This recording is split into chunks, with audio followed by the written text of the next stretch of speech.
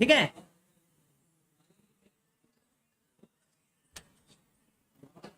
सबसे पहला टॉपिक है हमारा सिंपल फार्मूला। एक्सेल में सिंपल फार्मूला किसे कहते हैं। सेकंड नंबर पे हम पढ़ेंगे कॉम्प्लेक्स फार्मूला। कॉम्प्लेक्स का मतलब आप लोग जानते हैं, जो थोड़ा सा डिफिकल्ट होता है। वॉल्यूम माइनस कर दीजिए। Relative and absolute cell reference पढ़ेंगे, और उसके बाद फंक्शंस के बारे में पढ़ेंगे कि फंक्शन क्या होता है एक्सेल में। ये टॉपिक आज का रहेगा, उसके बाद नेक्स्ट जब हम वर्कशॉप लेंगे तो उसमें ये वाला टॉपिक क्लियर करेंगे। ठीक है। तो पहला जो हमारा टॉपिक है वो सिंपल फार्मूला है। तो चलते हैं हम अपने सिंपल फार्मूला वाले टॉपिक पे।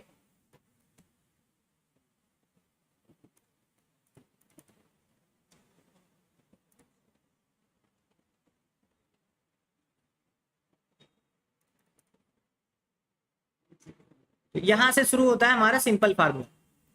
आप लोगों को पता है कि जब भी हम एक्सेल में कोई चीज सॉल्व करते हैं तो उसमें ऑपरेटर का यूज करते हैं। ऑपरेटर मैथमेटिकल एक्सप्रेशन को कहा जाता है। जैसे आप यहां पे देख सकते हैं, plus, minus, multiply, divide and caret. इन सभी का यूज करके हम सिंपल फार्मूला सॉल्व करते हैं। और यहाँ पे एक्सप्रेशन जो मैथ के क्वेश्चंस लिखे जाते हैं वो कुछ इस तरीके से लिखे जाते हैं। जैसे यहाँ पे एग्जांपल आप देख रहे हैं 6 + 3। तो जब भी हम एक सिंगल ऑपरेटर का यूज करेंगे, जैसे प्लस, माइनस, डिवाइड, मल्टीप्लाई, तो उसको हम बोलेंगे सिंपल फार्मूला। ठीक है।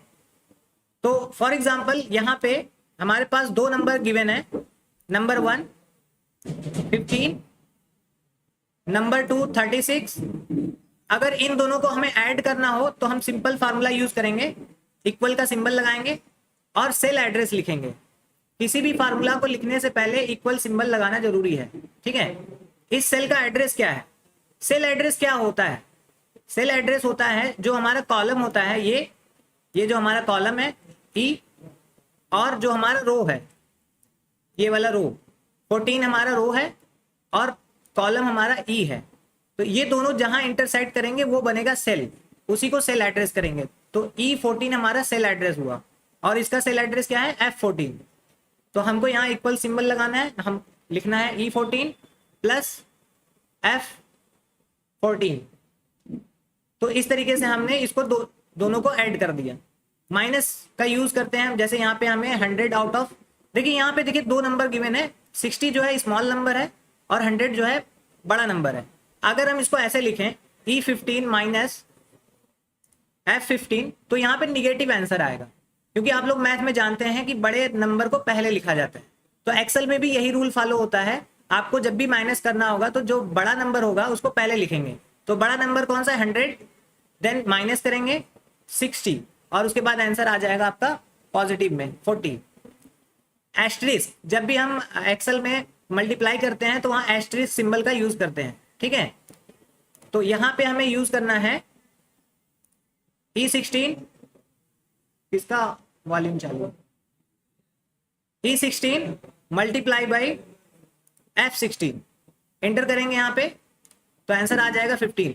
मल्टीप्लाई करने में आपका चाहे इसको आप 3 को 5 से मल्टीप्लाई करिए या 5 को 3 से, आंसर सेम आएगा। ठीक है। इसी तरीके से प्लस में भी आप दोनों नंबर को एक्सचेंज कर सकते हैं, लेकिन माइनस करते वक्त इस बात का ध्यान रखेंगे कि बड़ा नंबर पहले लिखेंगे। ठीक है। अब आते हैं डिवाइड पे, जिसको हम फॉरवर्ड स्लैश से रिप्रेजेंट करते हैं, यानी कि फॉरवर्ड स्लैश लगाएंगे तो डिवाइड होगा। इक्वल करते हैं, यहाँ पे जो बड़ा अंक होगा उसे पहले सेलेक्ट करेंगे। जैसे 100 ये बड़ा अंक है, और इसको हम फॉरवर्ड स्लैश यानी कि डिवाइड का सिंबल लगाएंगे, और उसके बाद 5 यानी कि स्मॉल नंबर को सिलेक्ट करेंगे तो 20 रिजल्ट आएगा। अगर इसको हम उल्टा कर दें, कभी कभी होता है ना कि सिंपल फार्मूला भी हम गलत लिख देते हैं। जैसे अगर किसी ने इसको 5 इधर कर दिया, पहले डिवाइड कर दिया 100 से, तो रिजल्ट क्या आएगा, पॉइंट में आ जाएगा। यानी कि 5 को 1000 लोगों में बांट रहे हैं, 5 रुपए को कितने लोगों में बांट रहे हैं, हाँ 100 लोगों में बांट रहे हैं। क्लियर। तो क्या हो जाएगा 0.5 सबको मिलेगा। तो ये उल्टा हो गया, इसको मतलब सही रखना है, बड़े नंबर को पहले रखना है, डिवाइड करना है, और छोटे नंबर को ऊपर रखना है। मैथ में इसको कैसे लिखते हैं, जब हम कोई चीज डिवाइड करते हैं तो स्मॉल डिजिट ऊपर लिखें, फिर अंडर वो डिवाइड का सिंबल, फिर नीचे बड़ा अंक लिखते हैं। ये वही चीज है। ठीक है।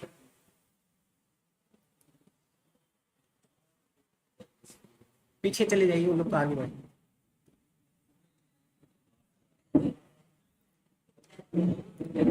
अब आते हैं कैरेट की तरफ। कैरेट क्या होता है, कौन बताएगा? What is caret? Why do we use caret? ये कैरेट क्यों लगाया जाता है? हाँ, नहीं, इसका यूज क्या है? चलिए हम बताते हैं। आप लोग स्क्वायर रूट निकालते हैं? स्क्वायर रूट मैथ में स्क्वायर रूट निकाले, 2 का स्क्वायर, 4 का स्क्वायर। तो अगर हमें एक्सेल में किसी नंबर का स्क्वायर रूट चाहिए, चाहे वो कितना छोटा नंबर हो या बहुत बड़ा नंबर हो, बस हम कैरेट का यूज करेंगे। जैसे मान लीजिए हमें 2 का कैरेट निकालना है, हम यहाँ पे एक नंबर ले लेते हैं, यहाँ पे 2, और सेकंड नंबर भी हमारा 2 का, यानी 2 का स्क्वायर, ये हमारा नंबर हुआ, ये स्क्वायर हुआ, मतलब दो अलग अलग डब्बे हैं। ये हमारा नंबर हुआ पहला वाला, और दूसरा क्या हुआ? स्क्वायर। तो 2 कैरेट का सिंबल आपका होता है 6 बटन पे, जो आपके कीबोर्ड में 6 है, शिफ्ट दबा के यूज करिए, कैरेट लग जाएगा। फिर आपको 2 लेना है स्क्वायर, और एंटर करने पे आंसर आ गया 2 का स्क्वायर 4। अगर मैं इस फर्स्ट नंबर को चेंज कर दूं, 3 कर दूं, तो 3 का स्क्वायर कितना होगा? 9, ठीक है। फिर उसके बाद 4 कर दूं तो 16, 5 कर दूं तो 25। इसी तरीके से आप किसी भी नंबर का स्क्वायर निकालना हो, बस आप यहाँ पे लिख दें। जैसे कि हमें 10 का निकालना है, बड़े से बड़े नंबर का स्क्वायर कर सकते हैं आप। 40 का निकालना है, हाँ। अब क्यूब निकालना है तो क्या करेंगे? तो सिंपल सा, जो आपका स्क्वायर है 2, उसको 3 कर दीजिए, यानी कि क्यूब हो गया। 4 टाइम्स मल्टीप्लाई करना है तो 4 लगा दीजिए, 5 टाइम्स करना है तो 5 लगा दीजिए। मतलब कि जितनी टाइम्स आपको चाहिए, जैसे मैं यहाँ छोटा नंबर लिखता हूँ, देखिए यहाँ पे 2, इसका मतलब क्या हुआ कि ये 2 जो है वो 5 टाइम्स मल्टीप्लाई हो रहा है। 2 इंटू 3 दिखा रहे हैं, कितनी बार यहाँ पे हमने 2 लिखा? 5 टाइम्स। अब इसको मल्टीप्लाई करिए, 2 multiply by 2 multiply 2 multiply 2 multiply 2। तो जो इस तरीके से मल्टीप्लाई किया जाएगा 32, ये एक बार में हम लोग यहाँ पे कैरेट के हेल्प से निकाल सकते हैं। देखिए 2 इतनी टाइम्स मल्टीप्लाई हो रहा है, ठीक है।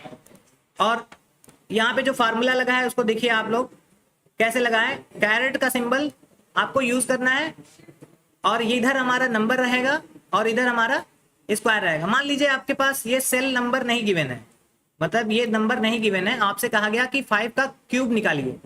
तो आपको क्या करना है? सिंपली इक्वल लगाना है, 5 लिखना है, कैरेट का सिंबल लगाना है, और क्यूब के लिए 3 लिखना है और इंटर कर देना है। तो 5 का क्यूब 125, 5 5 जा 25, और उसके बाद एक बार और मल्टीप्लाई करेंगे, 25 5 जा 125। तो इस तरीके से आपका क्या निकलेगा? क्यूब। तो सिंपल फार्मूले में यूज होने वाले सभी ऑपरेटर का इस्तेमाल आप लोगों ने जान लिया, सीख लिया। किसी सिंबल में कोई कंफ्यूजन? कोई कंफ्यूजन नहीं। चलिए अब आते हैं हम कौन से सेकंड ऑप्शन पे, कॉम्प्लेक्स फार्मूला पे, ठीक है।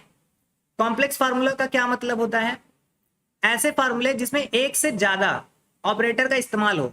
मतलब कि जैसे हम लोग मैथ में सिंप्लीफिकेशन पढ़ते हैं, कई सारे उसमें ऑपरेटर रहते हैं, प्लस माइनस डिवाइड मल्टीप्लाई, सब उसी में मिक्स रहता है। तो कॉपी में हम लोग सॉल्व करते हैं तो कभी कभी गलत कर ही देते हैं।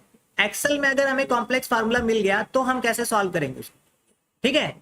एक्सेल में अगर हमें कॉम्प्लेक्स फार्मूला मिल गया, आप देखिए यहाँ पे लिखा हुआ है, पढ़िए क्या लिखा है। कॉम्प्लेक्स फार्मूला का मतलब more than one mathematical operator such as 8 + 2 × 4। अब यहाँ पे देखिए प्लस भी है और मल्टीप्लाई भी है, तो हम इस दोनों में से सबसे पहले सॉल्व किसको करेंगे?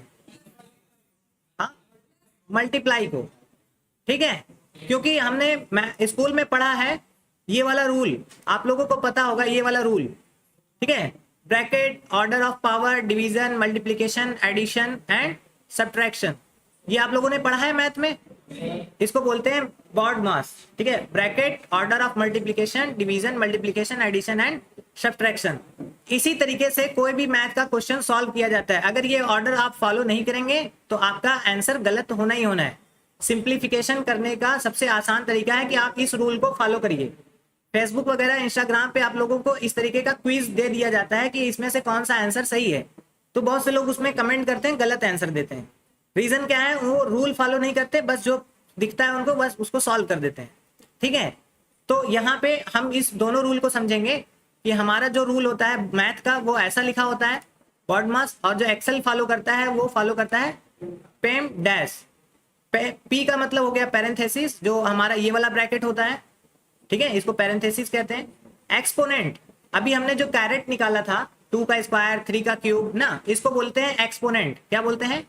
एक्सपोनेंट। याद रहेगा, हम लोग सिर्फ स्क्वायर जानते हैं ना, एक्सपोनेंट कोई जानता था? अब जान गए ना, एक्सपोनेंट इसको कहते हैं। E for exponent, M for multiplication और D for division, addition and subtraction. अब यहाँ पे थोड़ा सा रूल चेंज होता है एक्सेल में। रूल क्या है?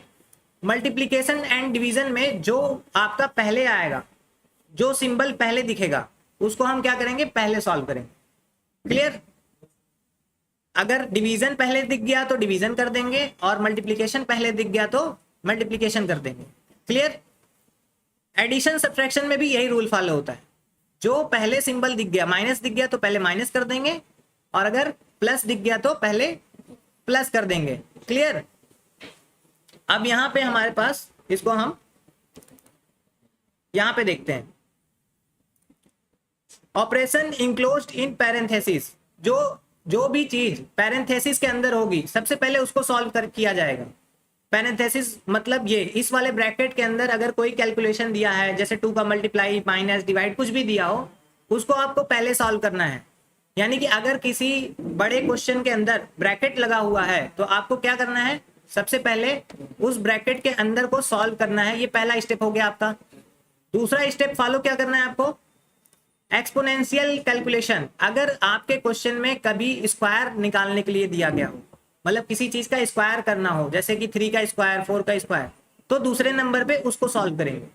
क्लियर हुई बात? पहले ब्रैकेट, फिर आपको स्क्वायर निकालना है, और थर्ड नंबर पे आपको क्या करना है? मल्टीप्लीकेशन एंड डिवीजन, और लिखा है विच एवर कम्स फर्स्ट, जो पहले आएगा उसको सॉल्व किया जाएगा। फोर्थ में आपको क्या करना है? एडिशन एंड सब्ट्रैक्शन, जो पहले आएगा। क्लियर? अब हम इसको एग्जांपल से देखते हैं कि कैसे ये सॉल्व होता है। ठीक है? किसी को कोई कंफ्यूजन इस चीज में? नहीं? चलिए आगे बढ़ते हैं, आते हैं इधर। यहां देखिए, हम एक क्वेश्चन यहाँ पे लिखे हुए हैं। इस क्वेश्चन को हम इवेल्युएट करेंगे, मतलब 1 बाई 1 इसको सॉल्व करेंगे। तो यहाँ पे हमारे पास एग्जाम्पल गिवन है, 10 divide by 3 plus 2 multiply by 4 plus 5 caret 2 plus 6 minus 9। ये इतना बड़ा सा एक क्वेश्चन है, इसमें एक से ज्यादा ऑपरेटर का यूज किया गया है। अब आपको बताना ये है कि कौन सा पहले सॉल्व होगा। ठीक है? बताइए, इसमें से पहले आपका ब्रैकेट वाला सॉल्व होगा। तो 3 प्लस 2 कितना होता है? 5। क्लियर? अब उसके बाद सेकंड नंबर पे देखिए, यहाँ पे हमने 3 प्लस 2 को ब्रैकेट ओपन करके यहाँ क्या लिख दिया? सेकंड स्टेप पे 5 लिख दिया। ठीक है? अब दूसरे नंबर पे हमें क्या सॉल्व करना है? हमने बताया था स्क्वायर करना है। तो 5 का स्क्वायर कितना होता है? 5 5 जा 25। ये सेकंड स्टेप हो गया आपका, और 25 को हमने यहाँ पे एज इट इज लिख दिया। 25 को हमने एज इट इज जैसा था वैसा यहाँ पे कैरेट को हटा के 25 लिख दिया। थर्ड स्टेप पे यहाँ पे देखिए, अब क्या बचा? डिवाइड बचा, मल्टीप्लाई बचा, और प्लस माइनस बचा। ठीक है? अब आपको ये बताना है कि कौन सा पहले सॉल्व होगा? डिवाइड वाला, क्योंकि मल्टीप्लाई डिवाइड में जो सिंबल पहले आएगा उसको सॉल्व करेंगे। तो 10 को डिवाइड करेंगे 5 से, कितना आएगा? 2 आएगा। ठीक है? 10 रुपए को 5 लोगों में बांटेंगे तो 2-2 रुपए बांटेंगे। तो यहाँ पे आया हमारा 2 आंसर। तो हमने इसको डिवाइड को हटा के क्या लिख दिया? यहाँ पे 2। अब यहाँ पे देखिए, मल्टीप्लाई है, प्लस है, फिर माइनस है ना? अब बताइए यहाँ पे कौन सा पहले होगा? प्लस या माइनस या डिवाइड? मल्टीप्लाई। हाँ, फोर्थ स्टेप पे, फोर्थ मल्टीप्लाई, 2 मल्टीप्लाई बाई 4 कितना आएगा रिजल्ट? 8। देखिए हमने यहाँ पे रिप्लेस कर दिया। अब देखिए यहाँ पे सिर्फ प्लस प्लस और माइनस बचा, तो जो सिंबल पहले आता है उसको हम पहले सॉल्व करते हैं। तो 8 plus 25 is equal to 33, 33 plus 6 is equal to 39, और 39 माइनस 9 इज इक्वल टू 30। तो आंसर फाइनली हमारा क्या आएगा? 30। अगर ये सारे स्टेप हमने सही कर दिए तो हम इन सभी फार्मूले को जब हम सॉल्व करेंगे तो हमारा लास्ट में 30 आंसर आना चाहिए। चलिए हम पहले वाले फार्मूले को सॉल्व करके देखते हैं। यहाँ पे हमने क्या लगाया? इक्वल। आंसर कितना आएगा? 30। यहाँ पे हमने क्या लगाया? इक्वल। आंसर कितना आएगा? 30। यहाँ पे हमने इक्वल लगाया और एंटर किया, कितना आंसर आया? 30। अगर हमने सारा चीज सही सॉल्व किया है तो रिजल्ट हमारा उतना ही आएगा। ठीक है, देखिए यहाँ पे हम आपको लास्ट तक सॉल्व करके दिखा देते हैं। लास्ट में तो जानते ही हैं 39 माइनस 9 इक्वल टू 30 आएगा। चलिए, ये हमने पेमडेस फार्मूले से इतना बड़ा क्वेश्चन सॉल्व किया। अगर ये रूल मालूम रहेगा तो कितना भी बड़ा सिंप्लीफिकेशन आपको दे दिया जाए, आप उसको बहुत ही आसानी से सॉल्व कर लेंगे। और जरूरी नहीं कि आप इस फार्मूले से ये वाला रूल नहीं सॉल्व कर पाएंगे, ये भी सॉल्व कर पाएंगे। ठीक है, इसमें बस ये होता है कि ऑर्डर जो है वो ऐसा चलता है। अब देखिए एक्सेल ने इस फार्मूले को कैसे कैलकुलेट किया है, ये तो हमने कैलकुलेट किया अपना दिमाग लगा के। ठीक है, इस फार्मूले से, कौन से फार्मूले से? पेमडेस फार्मूले से। अब एक्सेल ने इस क्वेश्चन को सॉल्व कैसे किया है ये पता लगाना है। ठीक है, तो चलिए हम जो पहला आंसर आया, जो सबसे बड़ा इक्वेशन था, उसको सिलेक्ट करते हैं और फार्मूले पे चलते हैं। कहाँ? जब भी हमें कोई फार्मूले में कंफ्यूजन हो तो हमें कहाँ जाना चाहिए? कहाँ जाना चाहिए? फार्मूला टैब पे, और यहाँ पे जाना चाहिए। क्या लिखा है यहाँ पे? पढ़िए क्या लिखा है, इवेल्युएट फार्मूला लिखा हुआ है। तो आप इस पे क्लिक कर देंगे। जैसे ही आप इस पे क्लिक करेंगे तो उस फार्मूले का इक्वेशन यहाँ पे आपको दिख जाएगा। देखिए यहाँ पे सबसे पहले जो अंडरलाइन लगा हुआ है वो वाला वर्ड पहले सॉल्व होगा, दिखाई दे रहा है? 3 के और +2 के नीचे अंडरलाइन है, तो ये पहले सॉल्व हो गया। देखिए आंसर कितना आ गया? 5। ब्रैकेट ओपन हो जाएगा अब। ठीक है, अब क्या आ रहा है? डिवाइड पे। देखिए डिवाइड हो गया। अब क्या आ रहा है? 2 × 4। अब क्या आ रहा है? देखिए एक्सेल ने क्या किया, स्क्वायर कब निकाल रहा है? कई तीसरे स्टेप पे निकाल रहा है। तो एक्सेल हम लोग के दिमाग से नहीं चलता, वो अपने दिमाग से चल रहा है। ठीक है, अब देखिए उसने स्क्वायर निकाला, अब उसने ऐड किया, फिर से ऐड किया और फिर से माइनस किया। तो रूल तो वो भी फॉलो कर रहा है, लेकिन 1-2 स्टेप इधर उधर आगे पीछे फॉलो कर रहा है।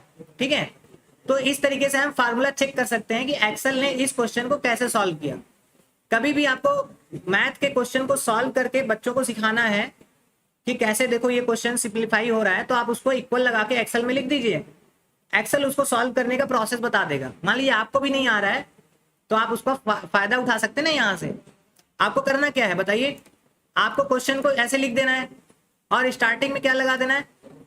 इक्वल, और उसके बाद इवेल्युएट कर लीजिए। आपको वो बता देगा कि पहले कौन कौन सा आपको सॉल्व करना है।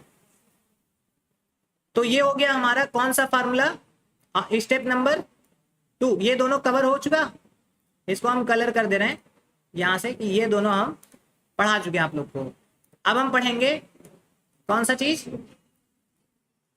Relative and absolute cell reference. देखिए इसका यूज करके आप अपने एक्सेल के कई कामों को बहुत ही आसानी से और बहुत जल्दी कर सकते हैं, और बहुत ज्यादा इन सभी चीजों का यूज होता है।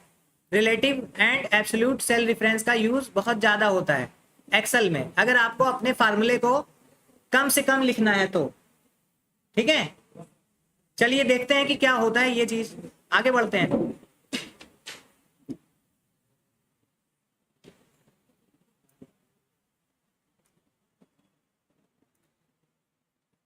हाँ चलिए यहां से आते हैं। सबसे पहले बात करते हैं रिलेटिव रेफरेंस की। रिलेटिव रेफरेंस का क्या मतलब होता है? यहां पे लिखा है by default all cells reference are relative reference. जब हम कोई फार्मूला लिखते हैं एक्सेल में, तो जितने भी हमारे फार्मूला लिखे जाते हैं उनका बाय डिफॉल्ट क्या होता है? वो रिलेटिव रेफरेंस होता है। एक एग्जांपल से हम इसको समझते हैं कि ये काम कहना क्या चाहता है। ठीक है, चलिए यहाँ पे हम थोड़ा सा ब्लैंक पेज लेके यहाँ समझ लेते हैं। ठीक है, यहाँ पे मान लीजिए हमारे पास यहाँ पे एक नंबर गिवन है 10, 20, नहीं यहाँ पे हम लिख लेते हैं 2, 1, 2, 2, 2, 3। इस तरीके हमने यहाँ पे कुछ लिखा था। ये हमने यहाँ पे 2 लिखा है और यहाँ पे 1 लिखा है। अब हम इन दोनों लाइन को मल्टीप्लाई करेंगे, इन दोनों नंबर्स को यहाँ पे सीरियल वाइज मल्टीप्लाई करते हैं। तो 2 × 1 और इंटर करेंगे, यहाँ पे आ जाएगा रिजल्ट। अब देखिए यहाँ पे एक चीज आप नोटिस करिए, इस फार्मूले में यहाँ पे N13 सेल रेफरेंस है और उसके बगल में क्या है? O13। ठीक है, तो ये बोलेंगे इसको सेल एड्रेस। N13 O13 से मल्टीप्लाई हुआ। ठीक, अब मैं इस फार्मूले को ड्रैग करता हूँ, यहाँ पे नीचे ड्रैग करता हूँ। तो अब देखिए यहाँ पे 2 × 1 = 2, 2 × 2 = 4, 2 × 3 = 6, 2 × 4 = 8 आ रहा है। हमने फार्मूला सिर्फ इस डब्बे में लगाया था, लेकिन वो मल्टीप्लाई हो गया लास्ट डब्बे तक। 2 × 7, यहाँ देखिए ये ब्लू और रेड देख रहे हैं, ये दोनों मल्टीप्लाई हो गया। देखिए यहाँ पे ये सेल बदल के यहाँ पे N13 हो गया और O19 हो गया। N19 multiply by O19। तो जब हमारा सेल एड्रेस ड्रैग करने पर चेंज हो जाता है तो उसको बोलते हैं रिलेटिव सेल रेफरेंस। क्या बोलते हैं? Relative cell reference. यानी कि अगर हमारे सेल का एड्रेस चेंज हो रहा है कॉपी पेस्ट करने पर एक जगह से दूसरी जगह, या फिर ड्रैग करने पर लेफ्ट या राइट चाहे बॉटम कहीं पे भी ड्रैग कर रहे हैं और उसका सेल एड्रेस चेंज हो रहा है तो उसको हम रिलेटिव सेल रेफरेंस कहेंगे। ठीक है, तो बाय डिफॉल्ट तो यही रहता है क्योंकि हमने इसमें कोई चीज लॉक वगैरह तो किया नहीं, बस सीधा सीधा फार्मूला लगाया दो डब्बों को और खींच दिया। अगर मैं इस फार्मूले को कॉपी करूं यहां से और कॉपी करने के बाद यहां पे पेस्ट कर दूं तो आंसर क्या आएगा? 0। अब बताइए 0 क्यों आ रहा है? यहां से हमने इन दो डब्बों को मल्टीप्लाई किया था तब हमारा रिजल्ट आया तीसरे लाइन में, तो यहाँ पे इन दो डब्बों में तो कुछ लिखा ही नहीं है, तो यहाँ पे क्या आ रहा है? 0। अगर मैं यहाँ पे कुछ लिख दूं जैसे 10 मल्टीप्लाई बाई 20 तो आ गया आंसर। ठीक है, समझ में आया बात? तो जब हम इन डब्बों में कुछ लिखेंगे तब हमारा रिजल्ट यहाँ आएगा। इसका मतलब कि फार्मूला तो लगा हुआ है लेकिन उसका पोजीशन चेंज हो गया। देखिए यहाँ पे R13 हो गया और S13 है ना, नीचे तक फार्मूला लगा हुआ है, यहाँ तक फार्मूला लगा हुआ है। तो जब कभी हमें इस तरह से यूज करना हो तो अब देखिए यहाँ पे एक चीज और प्रॉब्लम आता है। जैसे मान लीजिए हमको ये फार्मूला कॉपी करके पेस्ट तो करना है लेकिन 0 नहीं चाहिए हमें, होता है ना, फार्मूला लगा है हमने इसको कॉपी किया और पेस्ट किया तो आ रहा है आंसर 0। हम नहीं चाहते 0 आए, जो रिजल्ट है वही आए। अब हम जितनी बार पेस्ट करेंगे 0 हो जाएगा दूसरी जगह पे, है ना। तो हमको ये वैसा ही वैसा सेम टू सेम चाहिए, तो उसके लिए हमको क्या पेस्ट करना होगा? पेस्ट स्पेशल में यहाँ पे एक ऑप्शन देता है, देखिए यहाँ पे हम चलते हैं पेस्ट स्पेशल, यहाँ पे लिखा हुआ वैल्यू, यानी कि अब वो फार्मूला की जगह क्या पेस्ट करेगा? वैल्यू पेस्ट करेगा। तो चलिए यहाँ से हम फर्स्ट वाला ऑप्शन ओपन करते हैं, पेस्ट करते हैं। अब देखिए यहाँ पे हमारे पास वैल्यू आ गई, 0 नहीं आ रहा है, तो इसको बोलेंगे रिलेटिव सेल रेफरेंस। अब हम दूसरा पढ़ते हैं, यहाँ पे सेकंड नंबर रिलेटिव तो हो गया, आगे देखते हैं। देखिए यहाँ पे ये रिलेटिव सेल रेफरेंस का एग्जांपल यहाँ पे देखिए, प्राइस और क्वांटिटी यहाँ लिखा हुआ है, इन दोनों को हम मल्टीप्लाई करके तब अपना जैसे कोई बिल वगैरह बनाते हैं इनवाइस, तो उसमें हम इसी का यूज करते हैं। किसका? Relative cell reference. जैसे हमने बटर, चीज, घी, ड्राई फ्रूट, केक ये सब खरीदा 45 रुपए 60 रुपए का, क्वांटिटी हमने यहाँ लिखा। अब सीधा सीधा हमको क्या करना है? एक को मल्टीप्लाई करना है और उसको ड्रैग कर देना है नीचे तक। तो यहाँ पे कौन सा यूज हो रहा है? Relative cell reference. और लास्ट में हमको इसको टोटल कर लेना है, सम। तो इस तरीके से आप सम करेंगे तो यहाँ पे आपका टोटल आ जाएगा 3370 रुपीज। समझ में आया? तो मीनू वगैरह में हम इस फार्मूले का यूज करते हैं जहां पे फार्मूला ड्रैग करना होता है। अब आते हैं हम दूसरे ऑप्शन पे। देखिए यहाँ पे रिलेटिव सेल रेफरेंस का डिफिनीशन आपको चाहिए तो देखिए यहाँ लिखा हुआ है, अगर इंग्लिश में बताना है किसी को, when formula is changed while copying it from one cell to another cell. जब फार्मूला आपका बदल जाए एक सेल से दूसरे सेल पे फार्मूला कॉपी करने पे, तो उसे हम रिलेटिव कहेंगे। यहाँ पे सारा तो लिखा हुआ है। चलिए अब आगे सेकंड नंबर पे देखते हैं कौन सा है। इधर थोड़ा सा राइट चलते हैं, नीचे कहाँ गया? ये रहा। अब हमारा क्या आ गया यहाँ पे? Absolute reference when the formula does not change when formula is copied from one cell to another cell. जब हम किसी फार्मूला को एक जगह से दूसरी जगह कॉपी करें और फार्मूला हमारा अपना एड्रेस ना चेंज करे तो उसको हम बोलेंगे एब्सोल्यूट सेल रेफरेंस। और यहाँ पे हम यूज करते हैं डॉलर सिंबल का। ठीक है, एक एग्जांपल से हम इसको समझते हैं फिर उसके बाद बताते हैं। ठीक है, यहाँ पे हमने रिलेटिव वाला पढ़ा था, इसी में हम इस फार्मूले को समझ लेते हैं। ठीक, देखिए जैसे मान लीजिए हमारे पास ये वाला है, डब्बे का नाम क्या है बताइए आप लोग? इस डब्बे का नाम क्या है? N13। और यहाँ पे नंबर हमारे पास अलग अलग रो में दिए हुए हैं, जैसे 13, 14, 15, 16, 17, 18, 19 में दिया हुआ है। ठीक है, हमको इस एक सिंगल सेल को इन सभी सेल से मल्टीप्लाई करना है, एक सिंगल सेल को। यहाँ पे कोई नंबर नहीं है, सिर्फ एक ही सेल है, एक ही नंबर है, और उस एक सिंगल सेल को बाकी सभी से मल्टीप्लाई कराना है।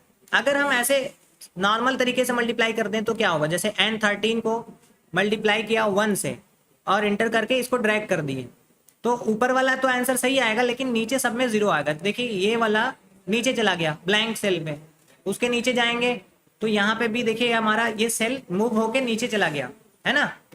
तो इस कंडीशन को रोकने के लिए हम लोग यूज करते हैं एब्सोल्यूट सेल रेफरेंस को। अगर हम इस 2 वाले सेल को एब्सोल्यूट कर दें, मतलब फिक्स कर दें कि तुम्हें ना नीचे जाना है, ना ऊपर, ना लेफ्ट, ना राइट, तो उसको हम कैसे करेंगे, यहाँ पे हम N13 पे अपने कीबोर्ड का फंक्शन की F4 दबाएंगे। क्या दबाएंगे? F4। तो आप देखेंगे कि यहाँ पे आपका ये डॉलर का सिंबल लग जाएगा आपके N, यानी इस पे N से पहले, और रो नंबर के पहले यानी 13 के पहले, और कॉलम के पहले ये डॉलर का सिंबल लग जाएगा, और इसको इंटर कर दीजिए। अब ये हमने इसको फिक्स कर दिया। अब इसको ड्रैग करिए, देखिए क्या होता है। अब देखिए ये मल्टीप्लाई हो रहा है। आप नीचे वाले पे जाके देखें तो ये वाला तो बॉक्स नीचे चला गया, लेकिन हमारा 2 कहाँ है? 2 हमारा वहीं का वहीं है, ठीक है। 2 नीचे नहीं आ रहा है। तो जिस पे भी डॉलर लग जाएगा वो क्या हो जाएगा? फिक्स हो जाएगा। जिस पे भी डॉलर लग जाएगा वो सेल हमारा बिल्कुल फिक्स हो जाएगा, वो मूव नहीं करेगा, लेफ्ट राइट ऊपर नीचे कहीं नहीं, ठीक है। अब हम इसको, अगर हम इस वाले सेल को कॉपी करते हैं यहां से और यहां पेस्ट करते हैं, चलिए अच्छा यहाँ पे हम एक और फार्मूला लिख लेते हैं, 10 मल्टीप्लाई बाई 20, और इसको हम यहाँ पे इसका रिजल्ट निकालते हैं, 10 मल्टीप्लाई बाई 20। अब इस फार्मूले को हम लॉक करते हैं। लॉक करने के लिए हमने शॉर्टकट की कौन सा बताया है? F4। तो दोनों पे हमने F4 कर दिया, यानी कि दोनों को लॉक कर दिया। अब इस फार्मूले को हम कॉपी कर लें और चाहे जहां पेस्ट करें वो आंसर नहीं बदलेगा। क्यों? जब भी हम इसको चेंज करेंगे तो देखिए वही डब्बे हैं, डब्बे का लोकेशन चेंज नहीं हुआ। तो ये ज्यादा यूज होता है कभी कभी हमारे, जहां पे हमें किसी एक सिंगल सेल से सारा फार्मूला कैलकुलेट करना हो, सिंगल सेल से, तो वहां पे हम क्या यूज करेंगे? एब्सोल्यूट सेल रेफरेंस का। तो दोनों में फर्क समझ में आ गया? क्लियर है? चलिए अब हम बात करते हैं अपने अगले टॉपिक के बारे में। ये वाला था भाई, एब्सोल्यूट वाला समझ में आ गया। देखिए इसका यूज कहाँ होता है ज्यादातर, जैसे मान लीजिए ये हमारी सैलरी है, इसमें से हमें 5% टैक्स कैलकुलेट करना है, ठीक है। और 5% कहाँ लिखा हुआ है? यहाँ एक सिंगल डब्बे में, ठीक है। और हम चाहते हैं कि ये सारे के सारे जो है सैलरी मल्टीप्लाई हो जाए किससे? 5% से। तो अगर हम इसको ऐसे मल्टीप्लाई कर लें, 30,000 मल्टीप्लाई बाई 5%, और 5% वाले डब्बे को क्या करते हैं? लॉक। तो वो सब में मल्टीप्लाई हो जाएगा सिंगल सेल। तो चलिए J34 को लॉक करने के लिए F4 बटन दबाएंगे। क्लियर? अब इसको हम ड्रैग करते हैं। देखिए ये सारा का सारा आपका 5% कैलकुलेट हो गया। आप देखिए लास्ट वाले में भी देखिए ये वाला 5 वाला ही यूज हो रहा है। देखिए यहाँ पे 5% ही यूज हो रहा है। आप अगर F4 नहीं यूज करते हैं तो आप डॉलर लगा सकते हैं, आप ऐसे सिंगल डॉलर टाइप कर सकते हैं। जरूरी नहीं है कि आपको F4 से ही करना है। क्वेश्चन पहले लिखा है, when the formula does not change. कौन है कॉल कर दे रहा है? When the formula does not change, when a formula is copied from one cell to another cell। Live चल रहा है,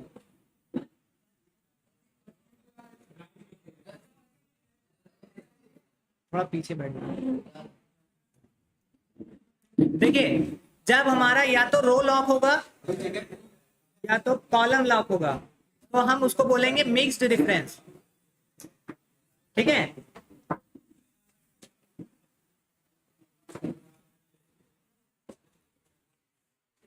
चलिए इसको भी हम देख लेते हैं यहाँ पे।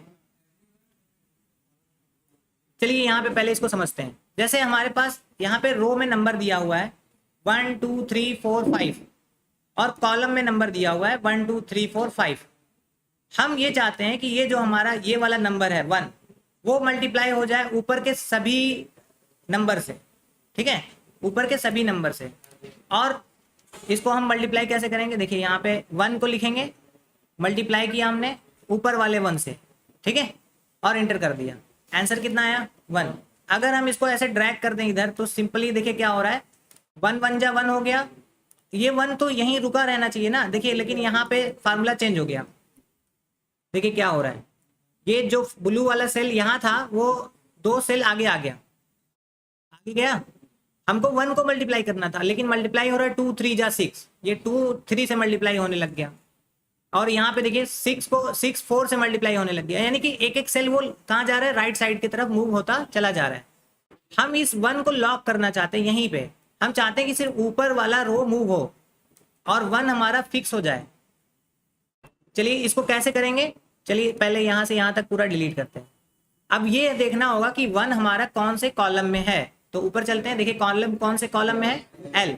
तो हमको यहाँ पे जहाँ पे एल लिखा हुआ है वहां पे सिंगल डॉलर का यूज कर देना है बस, एल से पहले। तो ये हो गया मिक्स्ड रेफरेंस, यानी कि सिर्फ हमारा कॉलम लॉक है, रो लॉक नहीं है। एंटर कर देते हैं। नहीं, सिंगल डॉलर लगाने के लिए F4 का यूज करते हैं, लेकिन यहाँ पे हमने सिंगल डॉलर यूज किया। देखिए अगर हमको F4 का यूज करना हो तो हमको F4 2-3 बार दबाना पड़ेगा। जैसे पहले दबाएंगे एक बार तो ये हो गया, दोनों डॉलर लग गया।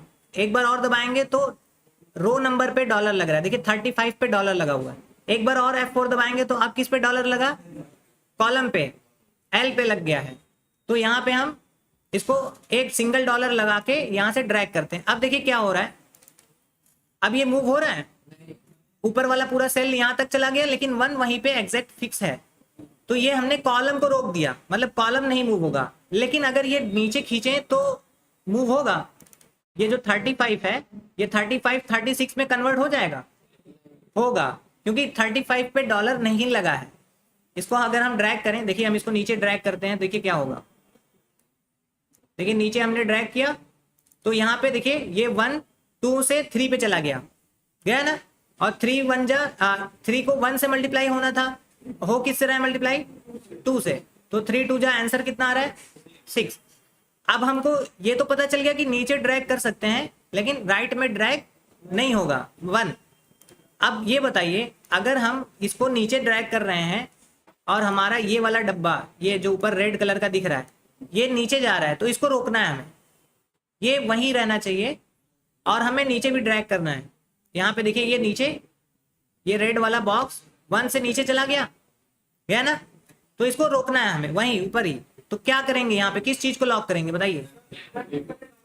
यहाँ पे क्या लिखा है, अब इसमें 34 आपका क्या है, 34 आपका ये है, रो है, रो, ठीक है, 34 रो है। अगर हम रो से पहले डॉलर लगा दें तो ये भी लॉक हो गया, 34 अब नीचे नहीं जाएगा। चलिए अब ड्रैग करके देखते हैं यहाँ पे,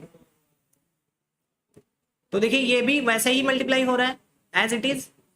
अब इसको हम देखिए यहाँ पे लॉक करके देखते हैं। अब देखिए 5 का मल्टीप्लाई किससे हो रहा है, 1 से, यानी कि रो को कॉलम से, कॉलम को रो से अगर मल्टीप्लाई करना है और फार्मूले को ड्रैग करना है और किसी कॉलम को रोकना हो या रो को, तो हम सिंगल डॉलर का यूज करेंगे, इसको बोलेंगे मिक्स्ड रेफरेंस। अब अगर हम इस फार्मूले को ड्रैग कर दें लेफ्ट राइट किसी भी जगह, तो हमारा सारा रिजल्ट आ जाएगा। देखिए हमने इसको ड्रैग किया, ये वाला डब्बे में जाएंगे तो देखिए 4 का मल्टीप्लाई ऊपर वाले 4 से हो रहा है, ठीक है, यानी कि नीचे गया और राइट साइड गया, ठीक है। इसका यूज ज्यादातर कहाँ होता है, कहाँ कर सकते हैं आप इस चीज का यूज, इस चीज का यूज कहाँ कर सकते हैं आप,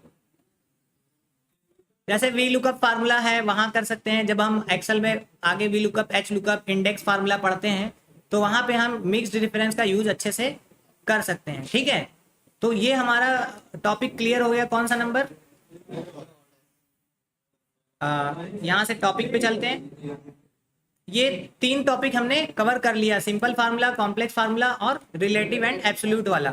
अब हम लास्ट टॉपिक को कवर करने जा रहे हैं जिसको हम बोलते हैं फंक्शन। फंक्शन का मतलब क्या होता है, कौन बताएगा, what is the meaning of function. Formula तो हम लोग को समझ में आया कि हम लोग ऑपरेटर प्लस माइनस यूज करते हैं। अब कुछ होता है फंक्शन। मैथ में आप लोगों ने फंक्शन पढ़ा होगा, जैसे a + b का होल स्क्वायर, ठीक है, पढ़ा है ना। तो उसको किसी मैथमेटिशियन ने उस फंक्शन को बनाया है, डिजाइन किया है कि ये फंक्शन यूज करेंगे तो ये आउटपुट आएगा, है ना। कोई फार्मूला को पहले से डिफाइन कर देना, जैसे एरिया ऑफ ट्रायंगल निकालना है तो कौन सा फार्मूला लगेगा, फार्मूला बना है ना। वॉल्यूम ऑफ क्यूब निकालना है तो कोई फार्मूला लगेगा ना। तो पहले से उस फंक्शन को बनाया गया है कि ये फार्मूला पुट कर दीजिए, नंबर डाल दीजिए, वो आंसर आ जाएगा आपका। तो इसी तरीके से एक्सेल में भी प्री डिफाइंड फंक्शन होते हैं। एक्सेल में भी क्या होते हैं, प्री डिफाइंड फंक्शन, यानी कि एक्सेल में कुछ रेडीमेड फार्मूला दिए हैं, जिसकी मदद से आप अपने काम को जल्दी जल्दी कर सकते हैं। मतलब उसमें आपको सोचना नहीं है कि कौन सा कहाँ जोड़ना है घटाना है, बस फंक्शन लिखिए, नंबर डालिए, वो आपको सॉल्व करके दे देगा। तो फंक्शन यहाँ पे हम बहुत ज़्यादा सिंपल फंक्शन यूज़ करेंगे क्योंकि ये एकदम बेसिक्स का सेमिनार है। तो चलते हैं हम यहाँ पे अपने फंक्शन की तरफ। अब देखिए यहाँ पे हम कौन से फंक्शन को पढ़ने वाले हैं, सम, एवरेज, काउंट, मैक्स और मीन। हम ये 5 फंक्शन के बारे में यहाँ पे पढ़ेंगे, ठीक है। ये रेडीमेड फार्मूलाज है, इसमें बस आपको नंबर में वैल्यू पुट करना है और उसके साथ वो आपका रिजल्ट दे देगा। चलिए अब देखते हैं यहाँ पे फंक्शन का यूज। यहाँ पे हमारे पास मैथ से लेकर फिजिक्स, केमिस्ट्री, इंग्लिश और हिंदी का मार्क्स दिया हुआ है।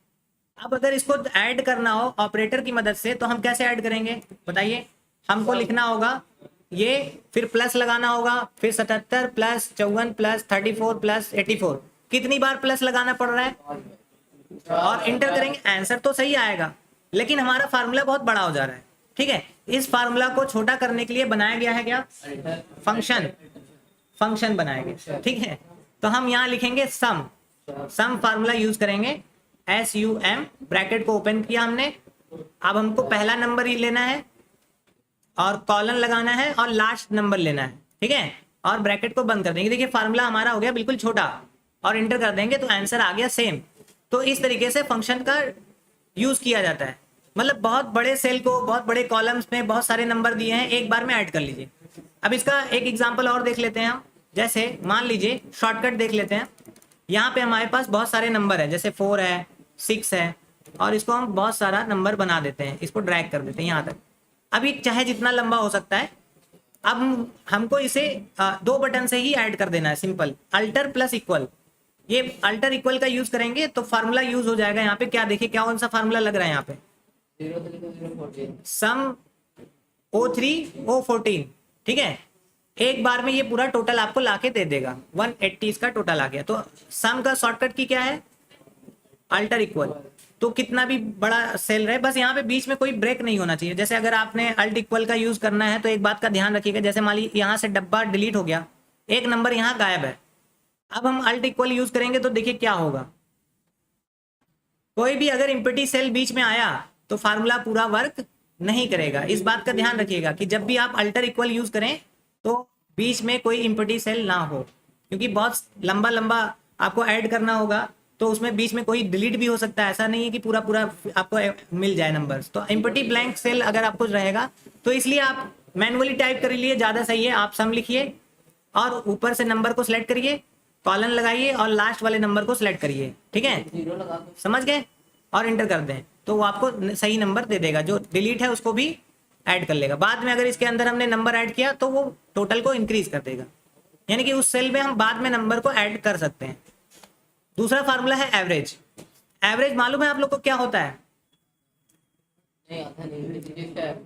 जब हम किसी नंबर को जैसे हमारे पास 5 संख्याएं दी हैं और उस पांचों संख्याओं को अगर ऐड कर दें और 5 से भाग दे दें तो जो नंबर आता है उसे एवरेज कहा जाता है। जैसे फॉर एग्जांपल यहाँ पे जो 306 नंबर आया है ये किसका है? सिमरन का, ठीक है। अब इस 306 नंबर का हमें एवरेज निकालना है, मतलब परसेंटेज कि उनका मार्क्स का कितना परसेंट बना। तो हम कैसे निकालेंगे? देखिए हमारे पास कितने सब्जेक्ट है, 1 2 3 4 5, 5 संख्याओं का जोड़ है ये 306। तो हम 306 को किससे डिवाइड करेंगे? Divide by 5। तो एंटर करेंगे, 61.2% बना। अब इसी को हम एवरेज कहते हैं, तो इसको हम एवरेज फंक्शन से निकाल सकते हैं। देखिए एवरेज फंक्शन यूज किया, ठीक है, यहाँ पे। और हमको नंबर कितने लेने हैं यहाँ पे, कहाँ से कहाँ तक लेना है? यहाँ से यहाँ तक। देखिए ये आ गया D5 से लेके H5 तक। ब्रैकेट क्लोज किया, एंटर किया, आ गया 61.2%। अगर हमें किसी नंबर का एवरेज निकालना है तो हमको उसको पहले जोड़ना पड़ेगा, फिर डिवाइड करना पड़ेगा। और वो नंबर अगर बहुत बड़ी है तो 100 200 1000 2000 है तो हम एवरेज की मदद से निकालेंगे।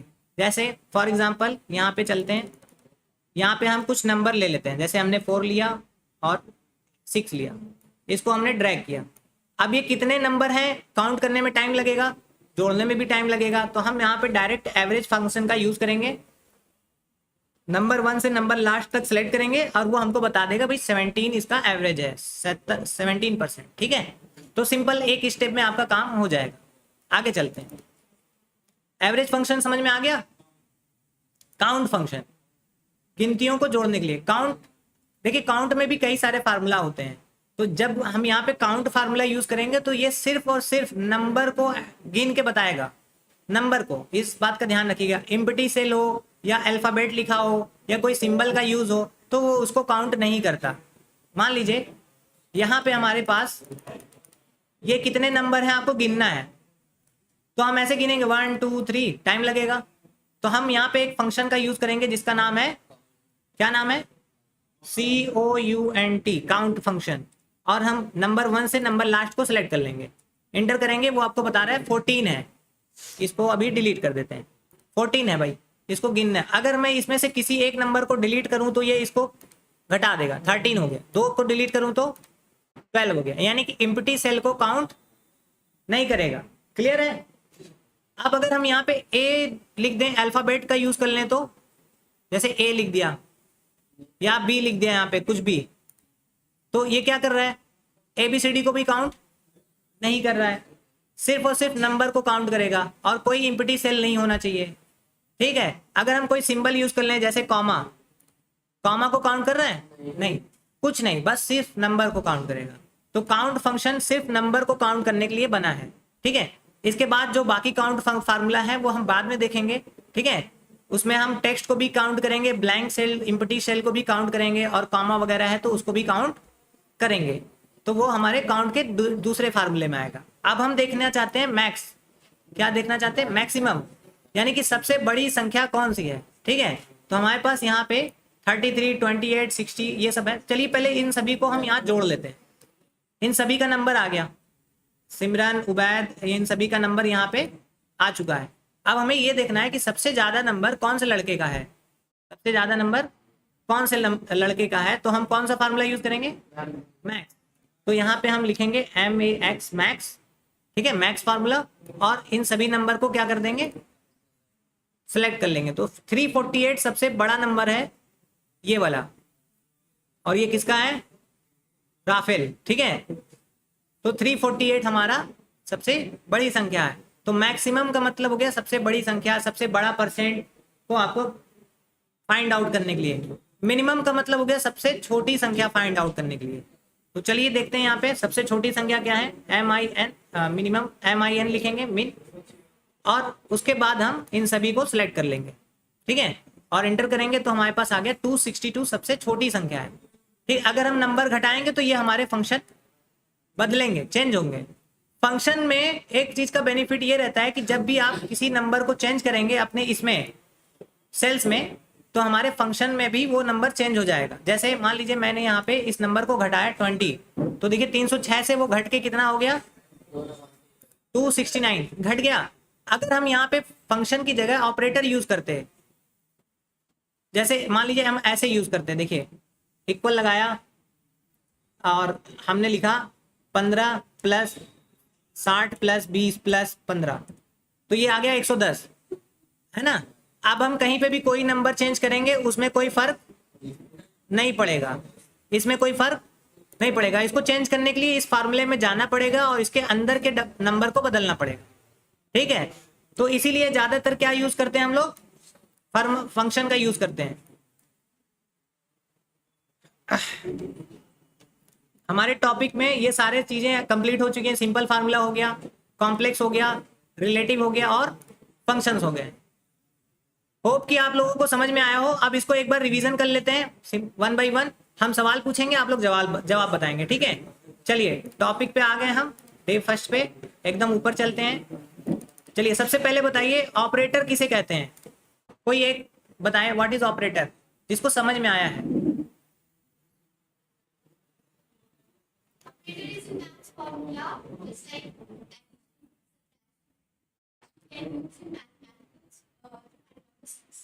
यस, देखिए यहाँ पे लिखा भी है, a simple formula is a mathematical expression with one operator such as 6 + 3। अब यहाँ पे ऑपरेटर के नाम दिए हैं। अगर हम सिंपल मैथ का कोई भी कैलकुलेशन करते हैं और उसमें इन सभी ऑपरेटर का यूज करते हैं, plus minus divide multiply caret, तो इसको हम बोलेंगे ऑपरेटर। ठीक है। और इसको सिंपल फार्मूला भी कहा जाता है जहां पे सिंगल ऑपरेटर का यूज होता है। ठीक है। अगला क्वेश्चन है कॉम्प्लेक्स फार्मूला किसे कहते हैं। ठीक है। कॉम्प्लेक्स फार्मूला, इसमें क्या होता है, व्हाट इज कॉम्प्लेक्स फार्मूला, अभी हमने यहाँ पे बताया था। चलिए हम इसको ओपन कर देते हैं, पढ़िए इसको, क्या लिखा है। Complex formula has more than one mathematical operator such as 8 + 2 × 4। यहाँ पे एक से ज्यादा ऑपरेटर यूज होंगे, ठीक है, प्लस हो सकता है, डिवाइड हो सकता है, मल्टीप्लाई हो सकता है। अब आप बताइए ये कौन सा चीज है, इसका फुल फॉर्म बताइए। पेम डैश, बताइए पेम डैश का फुल फॉर्म। चलिए यहाँ से पढ़िए, चलिए क्या लिखा है बताइए यहाँ पे। P for parenthesis, E for exponent, M for multiplication, division, addition and subtraction, ठीक है। और मैथ में हम लोग बॉड मास पढ़े हैं तो उसका भी यहाँ पे देख लीजिए, ठीक है, फुल फॉर्म। चलिए अच्छा, अब आप बताइए कैरेट का यूज कब किया जाता है। हाँ, फाइंड आउट स्क्वायर, क्यूब, ये सब फाइंड करने के लिए, टू दी पावर जो भी फाइंड करना है हमें, तो वहां पे हम कैरेट का यूज करेंगे, ठीक है। चलिए अब हम अगले टॉपिक की तरफ बढ़ते हैं और आपसे बताते हैं व्हाट इज रिलेटिव रेफरेंस। कोई एक बताएगा हाथ उठा के, ठीक है, raise your hand if you know the answer. Relative reference बताइए। जब हम किसी एक्सेल में कोई भी फार्मूला लिखते हैं और उसके फार्मूले को सेल को कॉपी करते हैं, देखिए यहाँ पे लिखा हुआ है when a formula is changed while copying it from one cell to another cell. जब हम किसी सेल को कॉपी करके दूसरी जगह पेस्ट करते हैं और हमारा फार्मूले का एड्रेस चेंज हो जाए तो उसे हम क्या कहेंगे, रिलेटिव सेल रेफरेंस। इसमें डॉलर का यूज होगा या नहीं, नहीं होगा, डॉलर का यूज नहीं होगा, ठीक है, तभी वो रिलेटिव रहेगा। बाय डिफॉल्ट हमारा सेल रिलेटिव रहता है कि नहीं, हाँ, बाय डिफॉल्ट हम जो भी फार्मूला यूज करते हैं वो हमारा सेल रिलेटिव रहता है, ठीक है। उसके बाद आता है हमारा कौन सा cell, absolute reference. Absolute reference में क्या होता है, जब हम फार्मूला एक जगह से दूसरी जगह कॉपी करते हैं तो फार्मूला हमारा पोजीशन नहीं चेंज करता और इसमें डॉलर लगा होता है, ठीक है। अब आते हैं हम मिक्स्ड सेल रेफरेंस में, ये, ठीक है, when the formula does not change when a formula is copied from one cell to another cell. लेकिन इसमें क्या होगा, सिर्फ आप रो या कॉलम को लॉक कर सकते हैं, सिंगल, इसमें दोनों ही चीजें रहती हैं, यानी कि एक रो लॉक होगा या तो एक कॉलम लॉक होगा, तब ये बनेगा क्या हमारा मिक्स्ड रेफरेंस। अब हम बात करते हैं फंक्शन की। सम फंक्शन का यूज कब करते हैं हम, एडिशन के लिए, जब बहुत सारे नंबर्स हमारे पास हैं, सीरीज ऑफ नंबर्स को जोड़ने के लिए हम सम का यूज करते हैं। एवरेज परसेंटेज को कैलकुलेट करने के लिए करते हैं, यानी कि एवरेज कैलकुलेट करते हैं ये, ठीक है, बहुत सारे नंबर्स का एवरेज फाइंड आउट करने के लिए। काउंट फार्मूले का यूज कब करते हैं, काउंटिंग ऑफ नंबर्स ओनली, सिर्फ नंबर्स को काउंट करने के लिए। मैक्स फार्मूला सबसे बड़े नंबर को फाइंड आउट करने के लिए, ठीक है, और सबसे छोटा संख्या। तो आज का वर्कशॉप कंप्लीट हो गया है, day 1 workshop is completed. Hope कि आप सभी को ये सभी चीजें समझ में आई होंगी।